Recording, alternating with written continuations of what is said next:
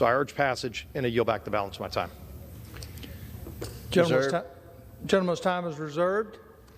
Recognize the gentleman from Maryland. Mr. Speaker, I'm ready to close.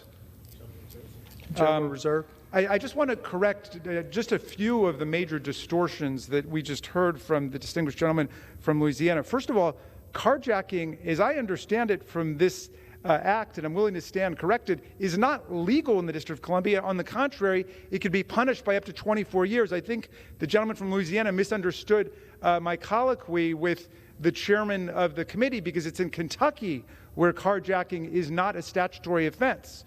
If you were to charge the people who were carjacked recently in Louisville, you would have to charge them under armed robbery, because there's not a carjacking statute. Washington, D.C. has one, and has a penalty of up to 24 years, which is more than you could get in Kentucky for armed robbery.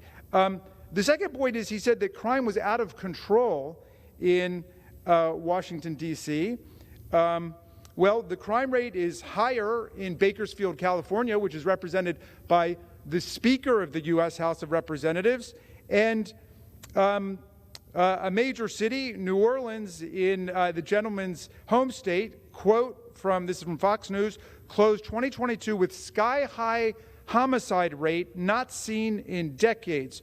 Horrific. New Orleans was given the grim distinction of murder capital of the U.S. in September. But we don't need to have some kind of race to the bottom Olympics in terms of which state or which city has the worst crime rate. We should get together to deal with the problem of gun violence, which is why I invite our colleagues to join us and more than 90% of the American people who support a universal violent criminal background check. But they oppose it. They are locked in the stranglehold of the NRA, and they won't back this, despite the fact that all the police unions they cited today about D.C. support a universal violent criminal background check. Why don't they do something about semi-automatic assault weapons on the streets of our cities and towns across America? They won't do it. No, they would rather use crime simply as a political club to try to take away other people's democratic rights.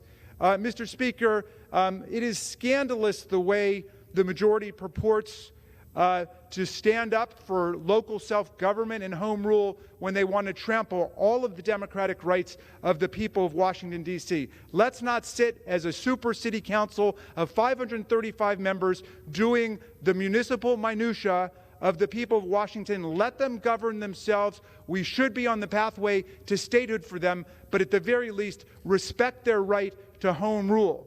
Nobody cares more about public safety in D.C. than the people of D.C.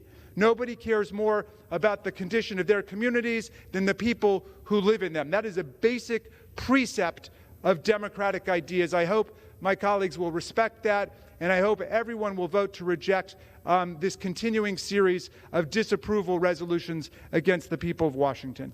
I yield back. Gentleman yields back. Gentleman from Kentucky is recognized. Mr. Speaker,